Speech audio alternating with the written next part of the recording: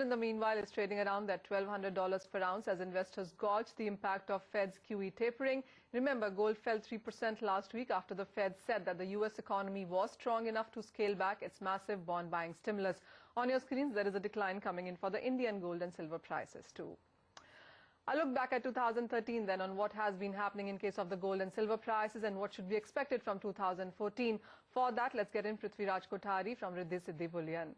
Mr. Kothari, hi, welcome to the show. A look back first at the year that's gone by, where the gold prices have declined 29% globally, 12% down in the Indian markets as well. What's your sense on the prices and the policies that have had an impact on it? I think it's a too difficult year. If you see the customs duty hike 3 or 4 times, and a lot of restrictions should be there thereafter, the 80-20. So basically the years are too nervous here, because if you see the rate side, when the Indian markets are not in the international market of buying, automatically the international market should be the drop down. This is the main effect on the international market. If you see when it's a policy announced on 22nd jewelry, the price is almost 1,500 and something. Now it's almost 1,200.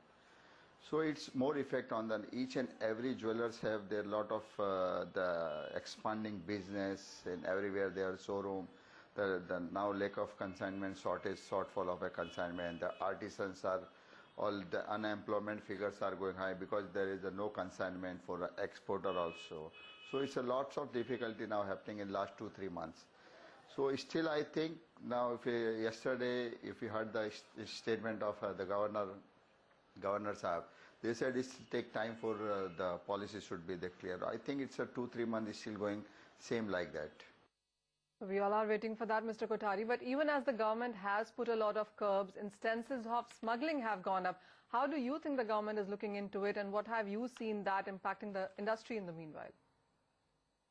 Two things is there. If you see the bank rates are, it says suppose it's a bank rate is the 62 rupees. The unofficially dollar rate is the 64.50. Why? Because of the gold coming from the NRA channel. If you 1 kilo NRA brought gold in India, after paying the customs duty and after paying the difference between the overseas and here, they still get 1.5 lakh rupees profit. So each and every NRA from the Gulf side, they bring 1 kilo of gold. Any passenger they can coming from, they can wear 40 grams of a gold, approximately 1 lakh rupees. So they get almost 10% difference, because in the market, international market compared to the domestic market is almost 20% difference.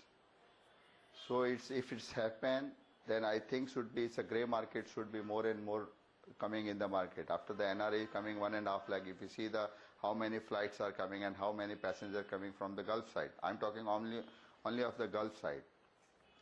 And I think government should reduce custom duty to 10% to the directly 6%. There it should be stop out. If we see the lot of jewelry also coming in India, if we pay custom duty of 16.442%, still we get benefits. And if if imported jewelry comes in the market is a lot of huge quantity, then the domestic market should be wiped out.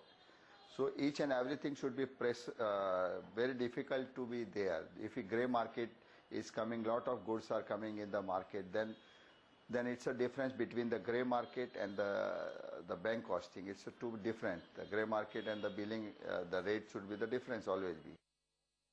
Well, that's about the domestic markets, Mr. Kothari, but the Fed tapering has put further pressure on the prices. How do you see the prices going forward now? If you say that India is the main buyer of a 950 tons of a gold, is the physical one-way side. If you compare with the China is a lot of buying and selling is there. But India is only the one-side buyer, and basically the 950 tons, instead of that we are only buying 5 or 10 tons in a month instead of 70 or 80 tons or 100 tons.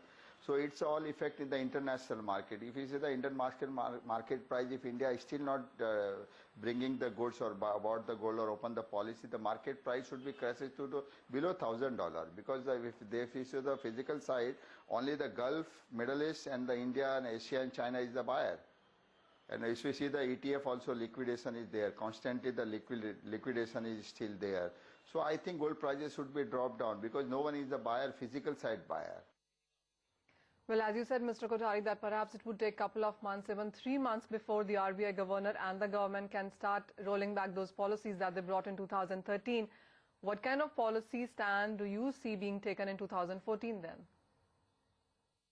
No, if it's okay, then current account deficit, we are also very worried about the current account deficit. But simultaneously, government have to see everything. The gold depository scheme they have to, we have to, government have to say the parallel something, which can gold come to the easy way to be available everyone by the jeweler. Now it's very difficult to the jewelers. If you want to, if your jewelers have a lot of export order, but they can't get the gold replenishment they can't get. It's a huge problem of a gold replenishment. If we get bought in the local market and export, we lose money because the local market is almost $125 is a premium.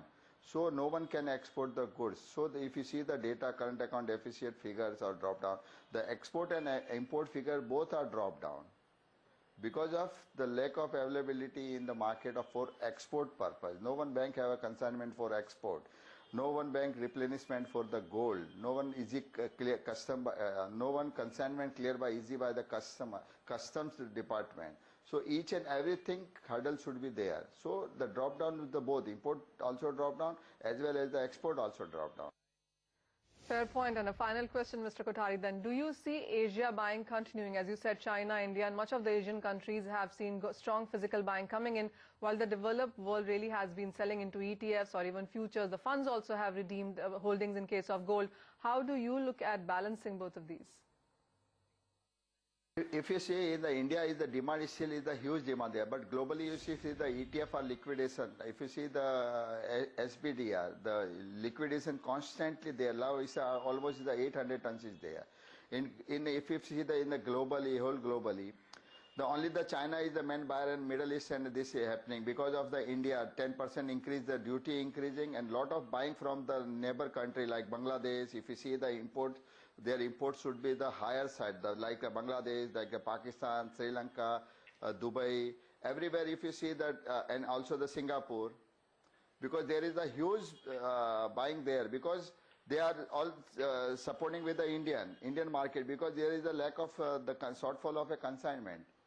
If you see the market are like that, and if the international market, I think should be on the around $1,150 to $1,200 maybe supporting there. I think Indian import should be in the official channel should be around 200 tons or maybe 250 or 300 tons.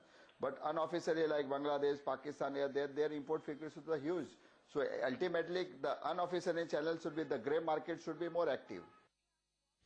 Thank you so much, Mr. Kothari, for joining us and giving us your sense. So that's the view on gold from the industry there, 1150 to 1200, perhaps seen as an immediate support level. On your screens, of course, it's more than 0.5% of a decline for the global markets.